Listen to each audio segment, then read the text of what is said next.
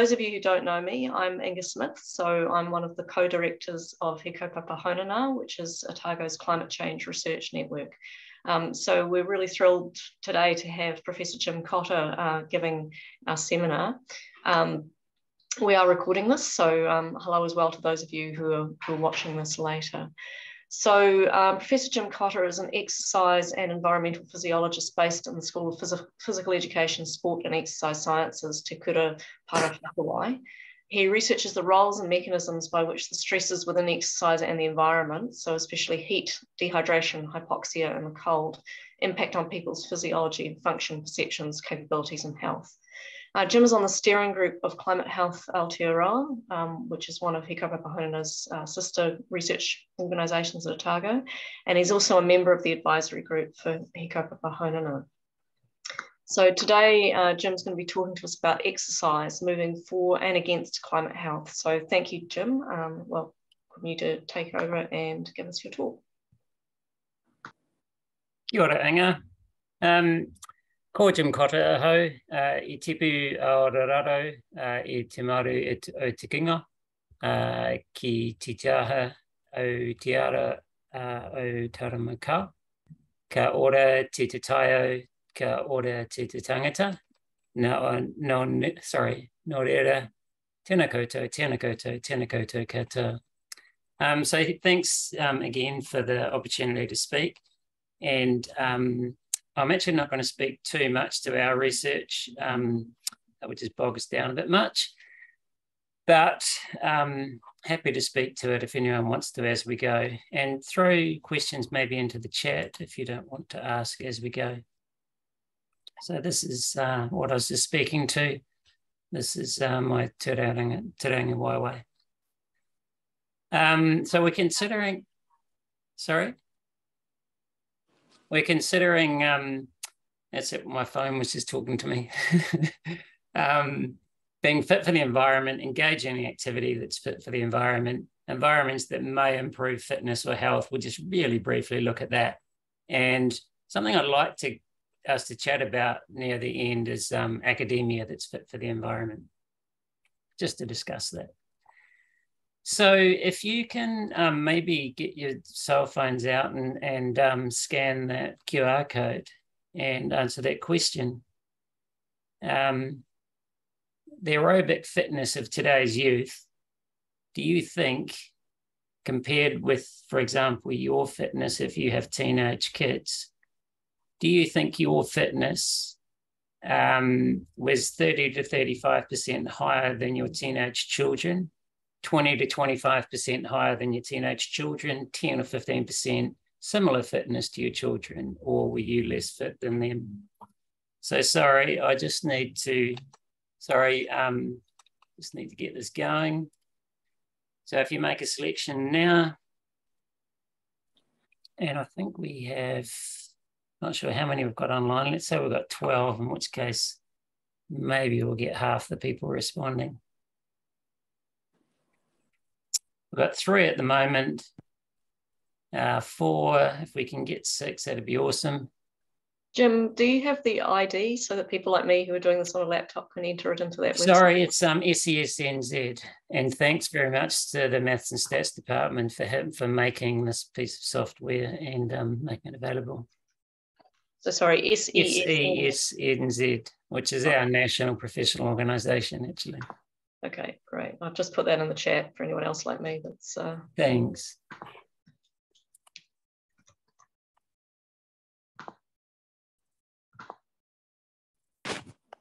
Good, so we've got 6 responses, 7 now, that's awesome.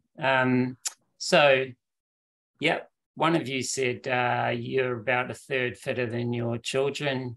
Most of you, 4 out of the 7 said you're about 1/4 fitter than your children were.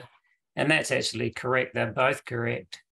So D, who said similar, might be for your child, but as a population in this country, sadly not the case. And that's a major, sadly.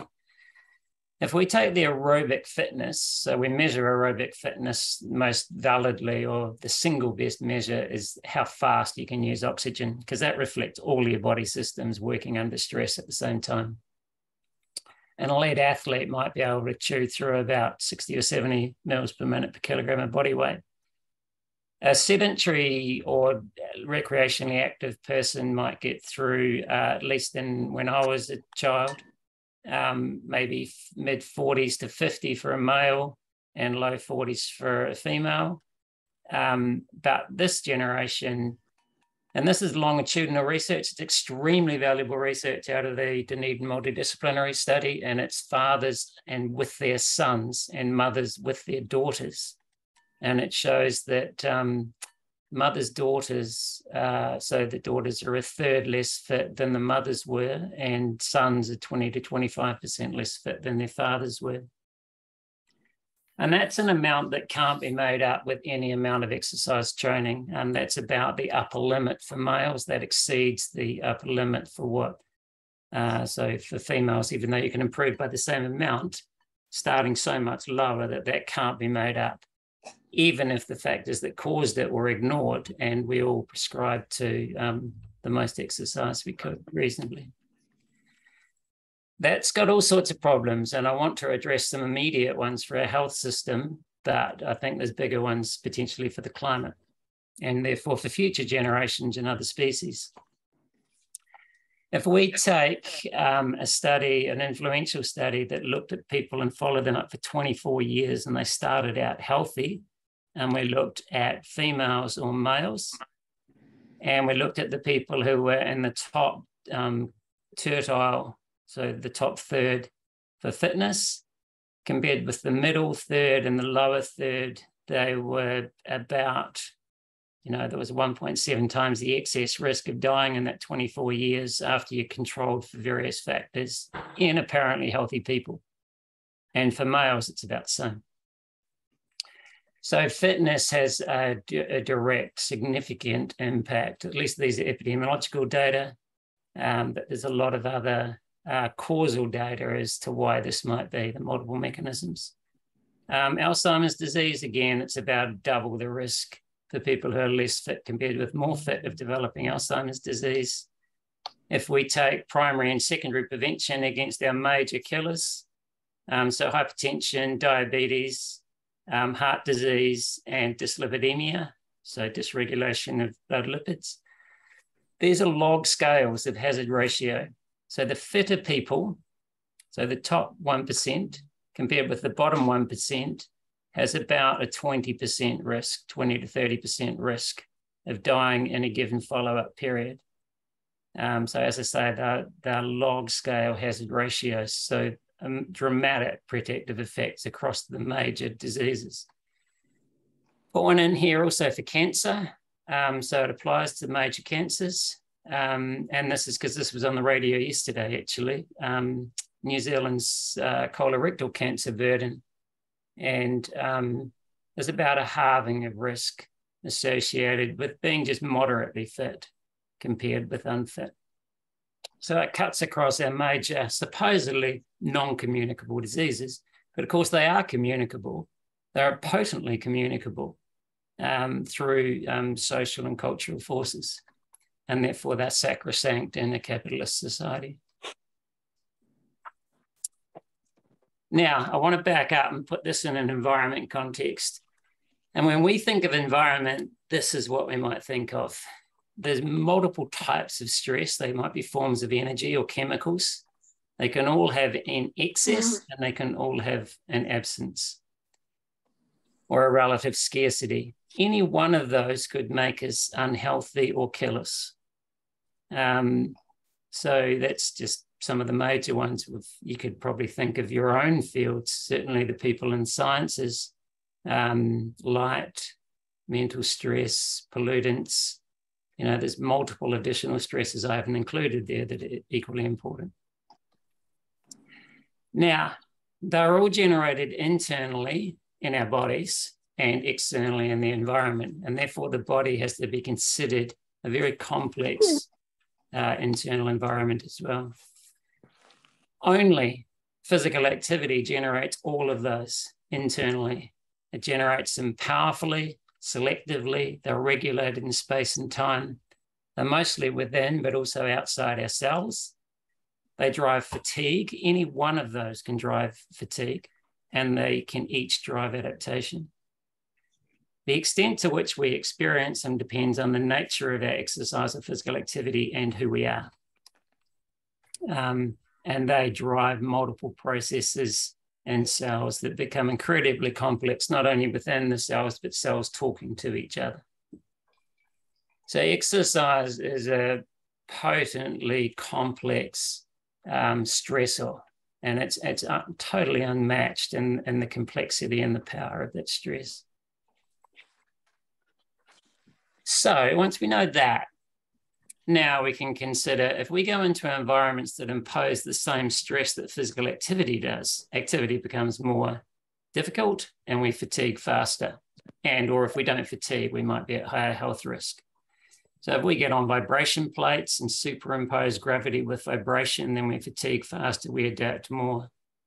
If we go into the heat and superimpose environmental heat onto exercise-induced heat, we fatigue faster, but we can adapt more. If we go into environments that have a lack of these things, we can exercise harder or for longer. Therefore, they may be used as training aids, but whether you become fitter is another issue. And here's the kicker. This is the environment we build ourselves because it appeals to our genetic drive to save energy. So we have air conditioning, we have heaters, we have labor-saving devices that remove our need to exert force. We nullify the effect of gravity by spending a lot of time lying down or sitting. We lessen the effect of gravity. We always have sufficient water, and yet we actually have lack of water because our bodies don't hold as much as if we were upright more often and especially fitter. We have excess, plentiful, chronically available energy substrates and minerals. We expose ourselves to high oxidative stress and we reduce our antigenic environment. So that's the modern built, legislative, structured, commercial, food environment, whatever. It's chronically removed all those environments to which we could transduce and adapt. And that's the nature of Westernization. That's what characterizes it for me. So that's chronically, insidiously, potently dangerous. And yet, if we go into the natural environment, such as if we were an outdoor educator, an adventure activity company, we'd have to have all our risk management forms in place. But these are all stresses that we can perceive, transduce, experience, learn from, adapt to, cross-adapt from. And yet the ones in our built environment are insidiously pervasive. They drive about 60% of our mortality in the sense of dying from non-communicable diseases.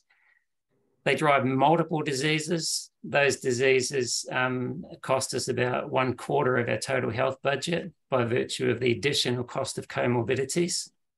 And therefore, they're deadly, but nobody's held accountable. There is no risk management form of going into a shop and buying these things that actually expose us to far greater population attributable risk. So in terms of deadly environments, I think it's kind of useful to keep this in perspective. And here's a bigger one as relates to climate change. If we could become fitter in remembering that we've lost the critical and insurmountable of fitness across one generation, that would give us more homeostatic power. In other words, the rate that we can deal with environmental stresses and capacity, the total volume we could withstand of multiple stresses. So they might be extra force, lack of oxygen, excessive surges in pH and CO2, excessive heat. So for example, the single biggest predictor of heat tolerance is fitness. And that will have multiple ramifications on survivability. So that might be, for example, just to tolerate the heat. But then it's also, if it was a fire, it would be to fight the fire, to escape the fire. So yeah, it's in multiple ways other than just the physical capacities. And equally a chronically pervasive food environment. So in this context, I think it puts more gravity on the problems associated with our lack of fitness. So number two, in terms of problem, not just lack of fitness, that our lifestyle that's caused this is also making the real world more extreme, those stresses that we then have to withstand, which is okay while we have technology to withstand them, but that, of course, uses its own resources. The third problem is we're making ourselves and others less resilient. For example, including the approximately 1 million species facing extinction. We know it, and it's as though we don't, and that's probably the biggest problem of all for a supposedly intelligent species. So if we could improve fitness, we'd help in several interrelated ways. We'd lessen our impact, we'd increase our tolerance against many environmental stresses, including the excess calories and sedentariness of Westernization. And we would also, maybe critically, improve our empathy for the environment we're destroying. So I think, fitness has a bit of a role in this. And it's not hard. We can do an enormous variety of things to improve our fitness. So for both aerobic fitness and strength, both of which are important for longevity. So we did a study a few years ago, where we exercise trained over 12 weeks with the Royal We master student, Anthony Stadnick, randomly assigned one leg to train hot, because people have shown that heat by itself drives various mechanisms that drive strength and aerobic adaptation.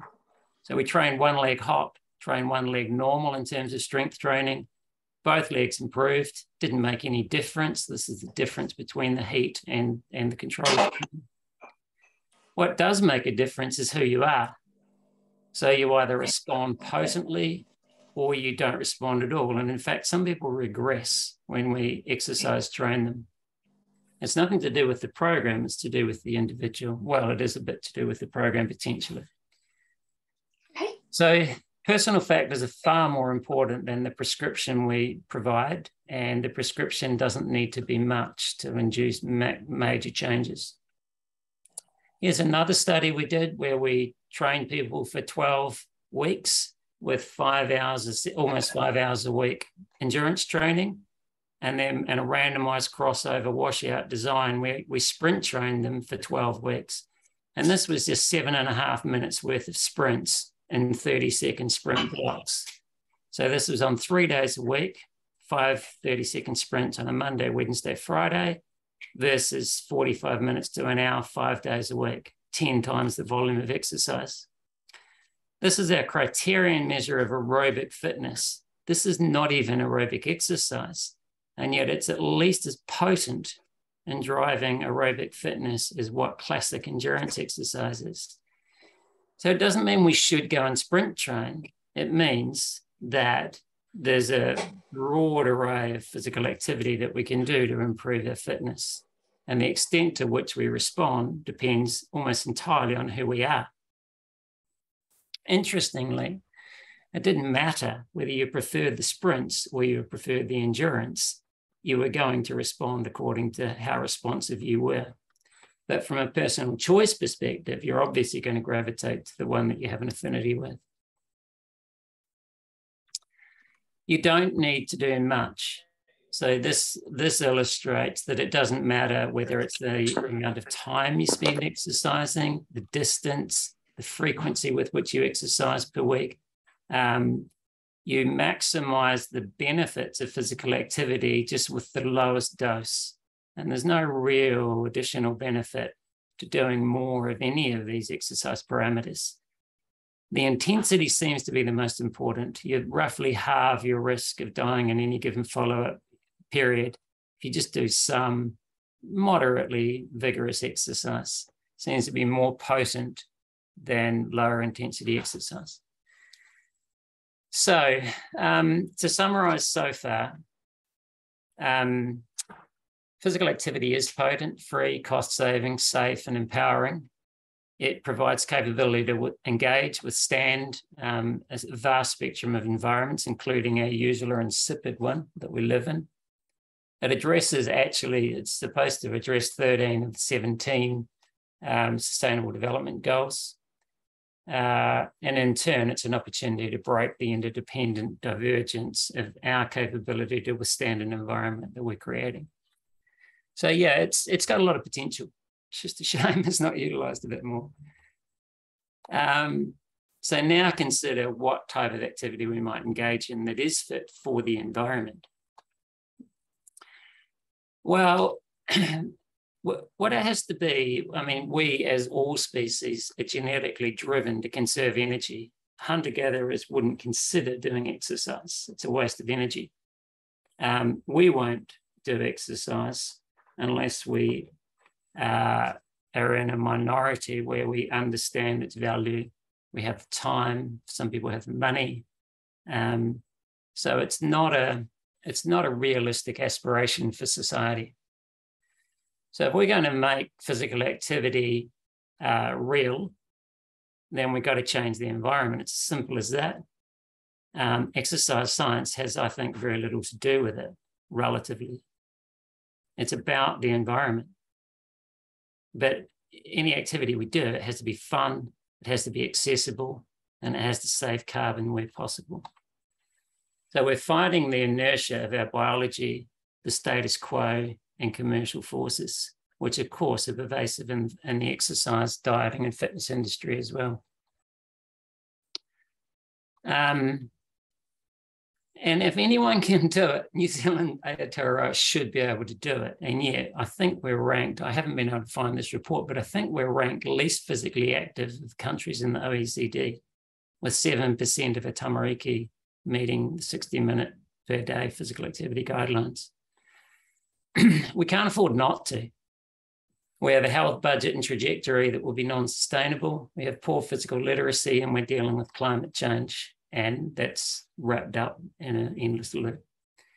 We have outstanding accessible natural environment with benign climate and fauna. I mean, if any country can do it, we're legislated opportunity for Māori perspectives. We have a population that's relatively small, educated, egalitarian.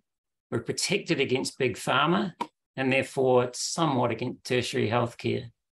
So it's interesting that we haven't been able to achieve it.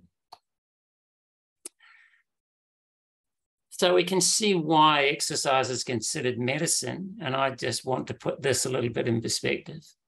Exercise as medicine was an initiative developed out of the American College of Sports Medicine. It's trademarked, it's international. I think it's in most major countries, Westernized countries now. Its founding sponsor was Coca-Cola. But of course, exercise is far more than medicine.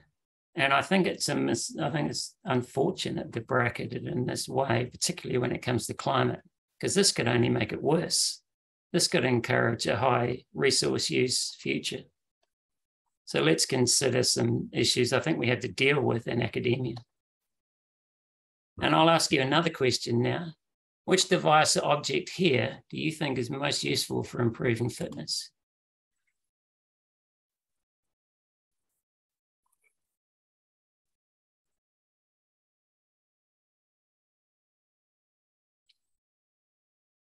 It's a person at the top, by the way. It's not his tie, it's just the person.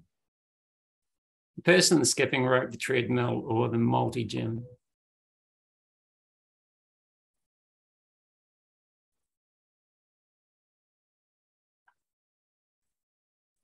Sorry, some people might have lost that link.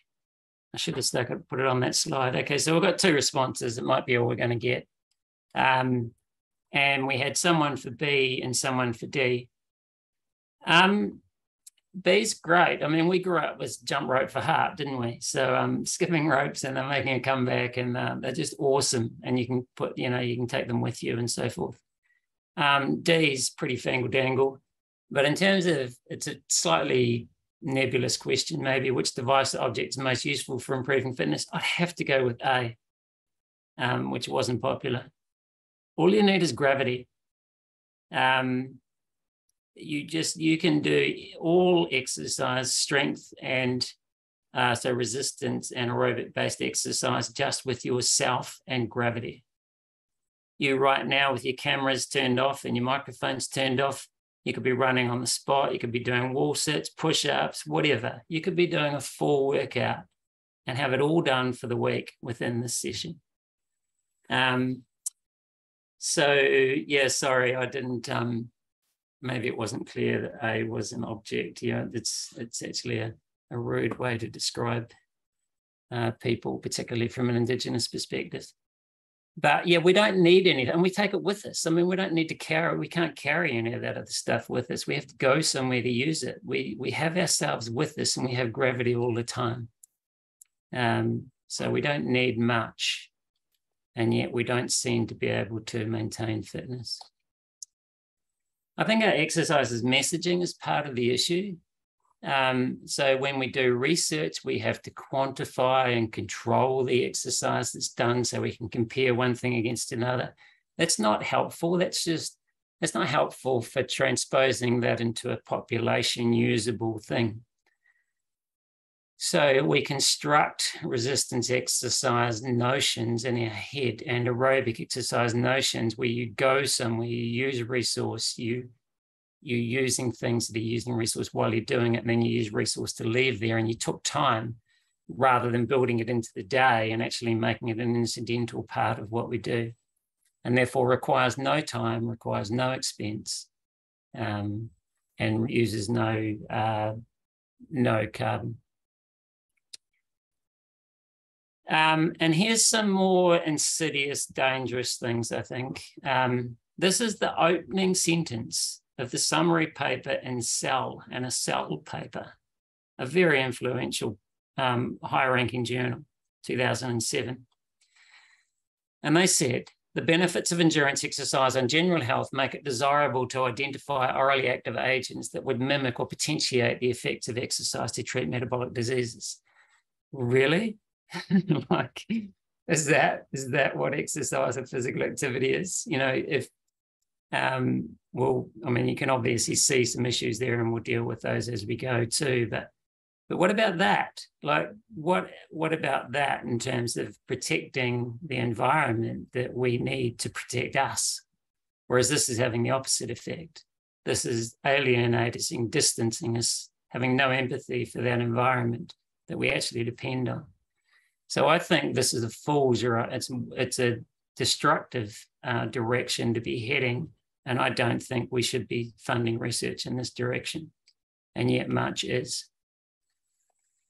We don't even know, like this is for cardiovascular disease, the major killer in our population. These are the benefits of exercise that we know about. But of the benefit of exercise, 2/3 of it remains unexplained. Why might it remain unexplained? Well, here's a clue. When you exercise and you look immediately after exercise, half an hour, 15 minutes, half an hour, or an hour after exercise, this is how many thousand different transcript molecules have increased in your bloodstream. 2,500 have gone up, 2,500, 3,000 have gone down. Lipids have gone up, and then half an hour later they've gone down. There's an enormous array of things going on and crosstalk happening between muscle and other tissues. And it's a pipe dream, I think, to ever consider that even from a medical perspective, we would try and be able to replicate exercise and have that targeted in space and time and dose and individualized. And yet exercise is free anyway. So I have serious equity issues associated with this notion. And here's some other reasons, like fitter people are more resilient. If they put their hand in ice water, endurance athletes can typically, most of them, survive it. This is a survival curve for 3 minutes. Most endurance athletes, they're either too stupid to take their hand out or too stubborn, or they're just more resilient. So they can hold their hand for 3 minutes in painful ice water whereas field sport athletes and non-athletes are less able to tolerate or put up with that pain. And I think this starting to herald, we're doing a bunch of experiments in this at the moment where we're looking at pain tolerance, cold shock responses, and looking at cross-adaptation between different types of stresses. And I think this will be important actually for just dealing with being able to use the natural environment and also dealing with effects as they worsen with climate change.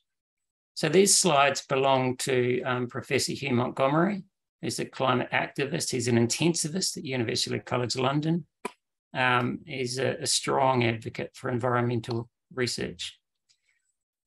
So climate change is the greatest global threat to the 21st century, and he articulates lots of things, and I've got a couple more things that he does. So heat waves and all these things conspiring into respiratory diseases, cardiovascular diseases, drought, reduced work capacity, fires, flooding, ecosystem collapse, loss of crops, starvation, poisoning, diseases, mass migration, and war. And I don't know how real war is, how near it is for somewhere like New Zealand, but we'd better hope it's not, because this is the load carriage requirements of people from 700 BC through to the wars of AD, through to the American Civil War, World War I, World War II, Korea and Vietnam, and much more recent wars. And this is how much soldiers have had to carry. And it hasn't gone down, it's gone up. These are the recent wars. Most of these are in the tropics. We simply don't have a population with the physical capacity that could actually do this. So if for no other reason, we want to avoid war because we won't have the capability to deal with it, we might want to reconsider whether we're going to go there. So I don't know what's going to shake us out of complacency, but that might be one little thing that not many people have thought about. Another one that Hugh Montgomery and Mike Tipton have just published last week, actually, was how our health system is driving us into a spiral. An intelligence-driven technological adaptation that we've adopted. So we use high resources, we have a healthy aging population, we have all the things I talked about before in the sense that we're not exposing ourselves to useful stresses. We're living longer but less healthily. We're increasing our health-related issues and our health-related costs. We're consuming more resources as a consequence. We're changing the climate as a consequence. Changing the climate, we're decreasing our tolerance, and we just end up in a cycle. And the climate's the loser. So we're headed down a spiral, and we know this. And yet we seem to, in that sense, I think we need to reconsider what we prioritize in terms of our research and educational priorities.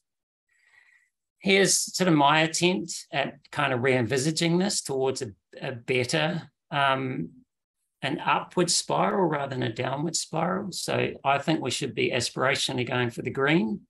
So favouring the natural environment rather than the built environment. And for example, our risk management forms might help address this as one example. Therefore, getting adaptive stresses rather than maladaptive stresses. Therefore, giving ourselves pluripotent resilience rather than comorbidities. Favouring hauora rather than an illness system. Favouring primary and distributed health rather than a tertiary medical system, and therefore equity rather than inequity. Would help address the vulnerable in particular and help us living in harmony with Papatoa Nuku. So, the solutions are with us. And this is where I think it's only the university cutting across society that can actually address this. It has to be interdisciplinary. So now I want to consider just other things we might consider, like if me as a sports scientist look at things like just warm up for physical activity. Like, why do we warm up? To maybe improve our performance, reduce our injury risk, improve our readiness. Yeah, but look at the costs.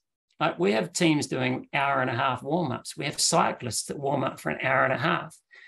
We've done research where we give them a 6-minute warm-up and they get exactly the same performance. Sports teams, you might say, well, there's no real cost associated with that. There's lots of cost associated with that. So just scrutinize our own behavior at all levels and in all elements across the university. We have a high-performance system that is showing no leadership. They talk about an integrative competitive system for the future. Well, which future do they want? Which future do they think is going to occur?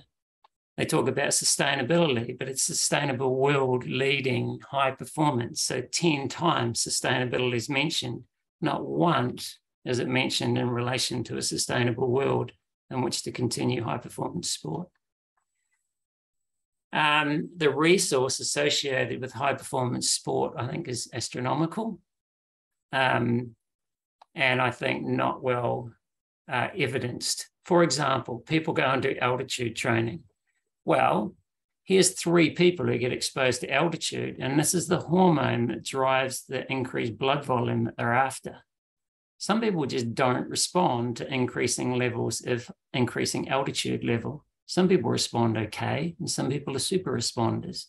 Well, surely before you fly people to the other side of the world to go and train Colorado or Font-Romeu in France, surely you want to know whether you're a non-responder or a responder, but this type of thing isn't done.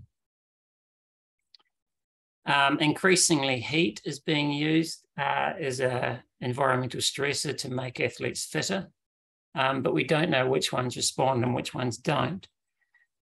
We recently did a study where we adapted people in saunas or spa baths or exercise in the heat, and we knew after 1 day, based on how much they increased their plasma volume across 1 day, how much they were going to increase it across the full acclimation period. And it didn't matter how you were heat acclimatization. We knew roughly how much response you were going to get.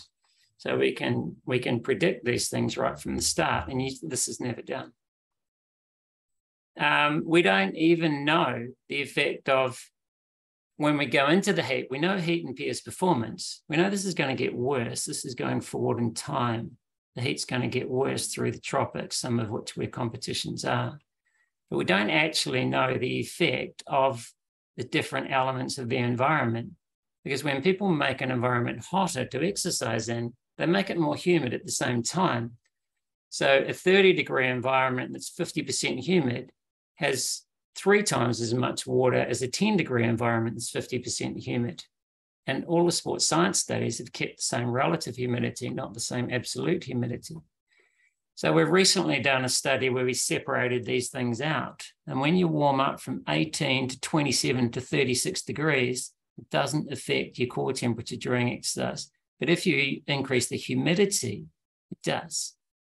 So this is a study that we're just writing up at the moment where we're separating out the roles of heat and humidity. And this type of thing, I think, has to be done.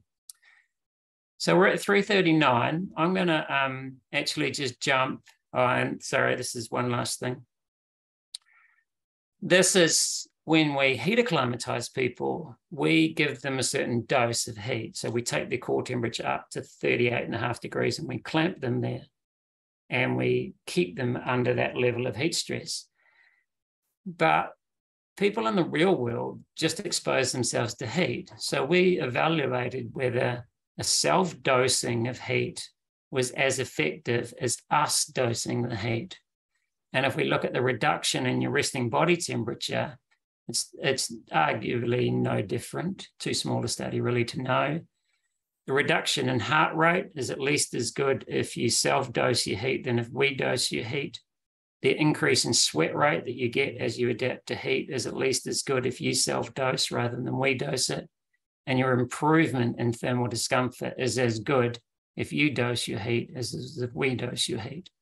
So these are the types of other studies we're doing where we're trying to figure out various things about heat tolerance. Right. And we're also doing multi-stressor studies, and I'm going to skip over that and go to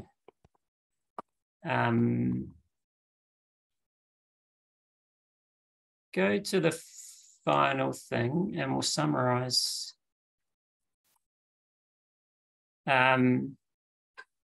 Using the environment to expose ourselves for improving our health and fitness, I think it's relevant for performance and health. How we do it's important. I think using environmental stresses for elite athletes is not worthwhile. We know that heat is useful for a way to condition people who have clinical illnesses, chronic illnesses, and maybe is useful for short-term for heat waves. Whether we should do that is another issue. People use cold stress as a way to adapt to try and withstand environmental stresses. I don't really see much benefit in doing that. But it's early days in terms of using environmental stresses to adapt to improve our tolerance. So I think we'll just leave that there and jump to the final thing. And that's us in academia doing things that are fit for the environment. And in this sense, it's awesome to see the sustainability framework. And I think the context we need to keep in mind are these. As critical conscience of society, we have to be cognizant of those who, with no voice, who suffer the most. And things like losing 5 million hectares of forest per year, losing topsoil at about 1% per year, having lost about 70% of our wildlife, most wildlife being domesticated for human consumption now, 1 million species facing extinction, plastic pollution getting worse, ocean acidification. And the tipping point that's nigh and our possibility to do something about that. And the very high healthcare cost system that we've locked ourselves into and the total inequity associated with that. For example, a hospital dialysis associated with end-stage renal disease is worth about $50,000 a year, but that would provide clean water for about 20,000 people. So it's not super equitable. And you might say, well, they've paid their taxes, but yeah, we're not paying the externality on these costs. So we're not truly paying for the full cost of these things. And here's the final thing, really. I think, and this is a suggestion or a question, it's not a statement. I think we're the most important people who have ever existed and ever forever will. And I'm talking an extremely small fraction of even the people who are alive today. I think we're more important than any soldier that's ever lived in any war. And I'm talking really about mostly academics in first world countries, particularly in the likes of Aotearoa. And it's because any war that's ever existed, people put their life on the line, but they were really only fighting for an ideology that it impacted on one species for a given amount of time. Whereas we're talking about all species for the foreseeable future. And we don't even have to put our life on the line. If anything, we're going to be better off if we just do the things that will avert that crisis. So in this perspective, I do see us as the most important. And I just wonder why we're not doing anything about it. I think we have to reframe what we consider to be infectious or communicable diseases.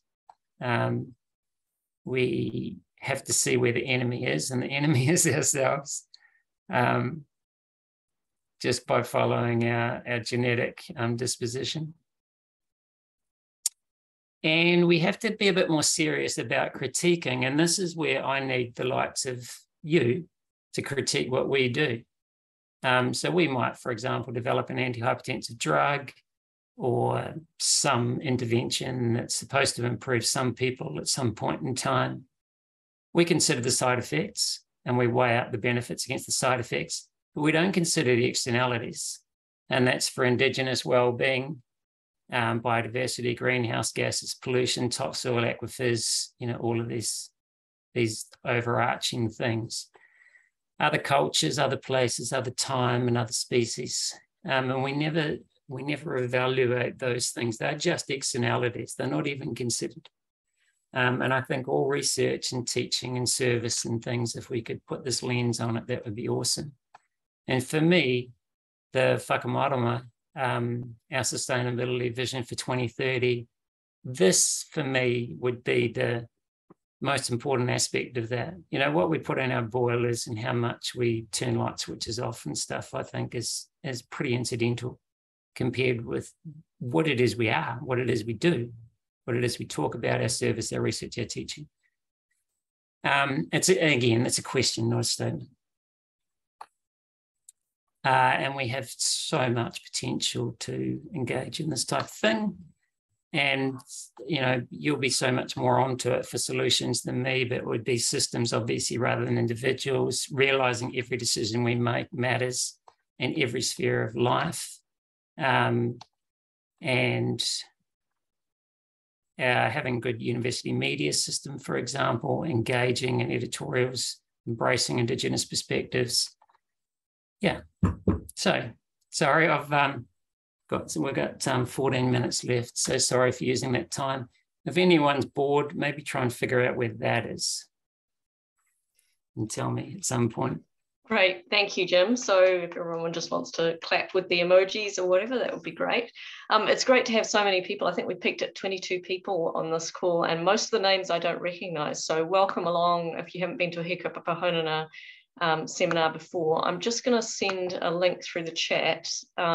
If you're not directly on our email list, if you found out about this seminar some different way, if you click on that link, it's hopefully now showing on the chat, then that'll take you to the sign up page. Alternatively, you can go to our website and send an email to Sherry, who can sign you up. So thank you, everyone. So we now have a few minutes left for questions, as Jim said. So we normally would do 50 minutes so people could get to lectures, but we can run a little bit closer. Oh, sorry. Yeah. Yeah, no, that's great. Sorry. Sherry will just check the chat for any questions. I think there's some positive comments coming through there as well. But if anyone wants to ask a question, if you just put your hand up using the emoji or turn your camera on and do this, and we'll take questions from there. I might start with one just while people are thinking of their questions there.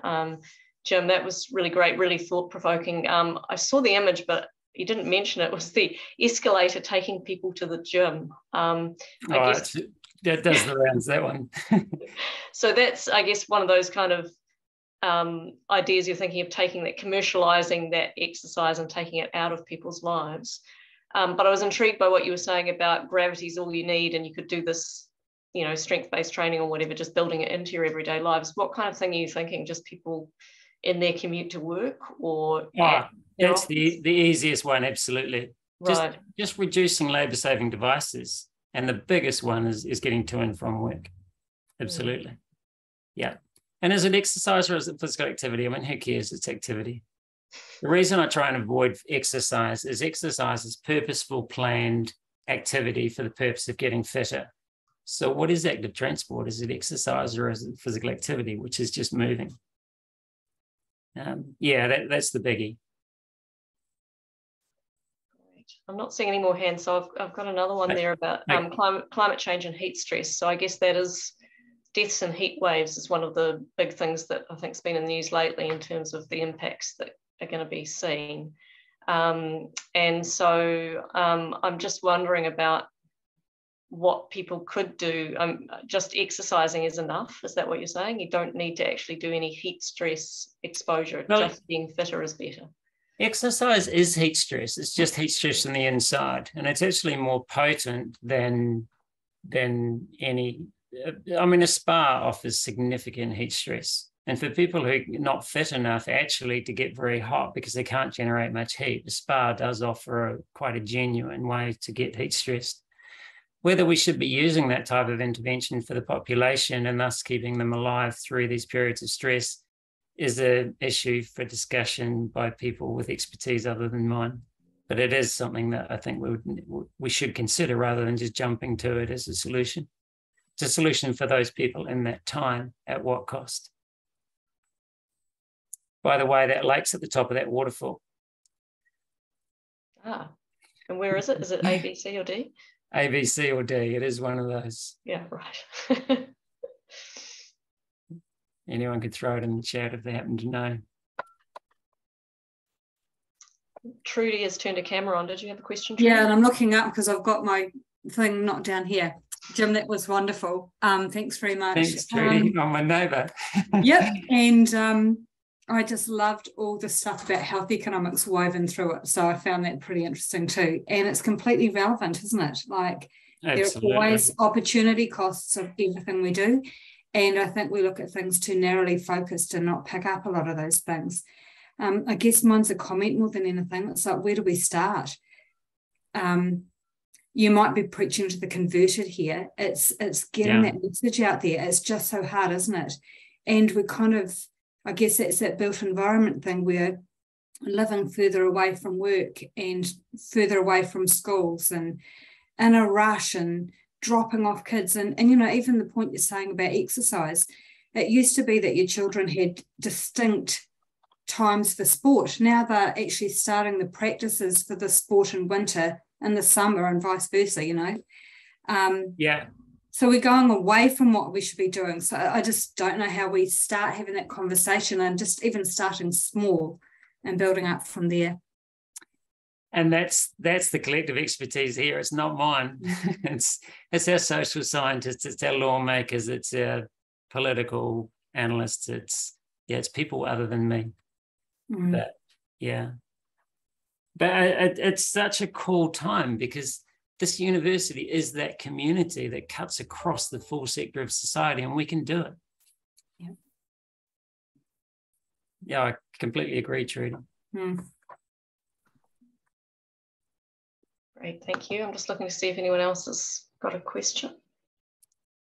Just before people duck off, it's appropriately called Lake Unknown.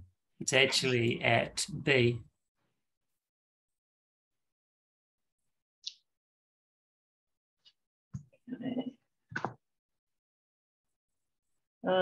Tom has a comment. I don't think it's a question. Can you see that one, Jim? Yeah, thanks for that, Tom. Tom and I worked together a few years ago. It was nice, and he's in Wellington now doing mahi. That's very important in this space. Yeah, so thanks, Tom. So I'll give people another minute or so to think of any more questions. I guess, Jim, maybe building on what Tom was saying there about other species, and also the question about where to start. So what Trudy was saying about where to start, and I guess where do we start with being a university? That's I think Ray O'Brien would be the most interesting person to chat to here, and it's about the relative impact of our different opportunities for sustainability, and maybe, sure, we have to lead by example, but try and develop some perspective in terms of if we critiqued what our questions we ask and propagate with our students and with our research communities and things are, and have we considered the unintended consequences, usually for another species or another time within our own species. And this is, we've got enormous opportunity there. And if we had a document or policy that drove us forward as an institution, that would be awesome. I see Ray has magically appeared on the video. For those who don't know, Ray, he's the head of the Sustainability Office at the University of Otago. So Ray, go ahead. I didn't think I could lurk any longer. Thanks for the reference to the draft sustainability strategic framework. It's great to see it sort of being brought to life already, and some good critical thinking happening around about it. In terms of what to start, I think the real joy for me in your presentation in the last wee while here has seeing sustainability made sense of in both a disciplinary manner from your exercise science and thinking about it from that disciplinary angle that no one in another discipline could take, but also transdisciplinary and linking across. That both of those, that's a weaving of different thinking is happening. And I think that's a really important part of what we've got to do as to how we make sense of it separately and together. Right. Sarah and you have got an important job. And Daniel at the moment, he's the acting co-director at the moment. Jim, I think Ray is asking. Yeah, we need to let people go. One last question, I think, from Ray. Any articles you've written on this broad topic that you'd recommend? So I guess not your specific disciplinary research, but something along the lines of what you've just given in your talk. Yeah, we wrote an editorial called Exercise in Extreme Environments. What's extreme and who decides?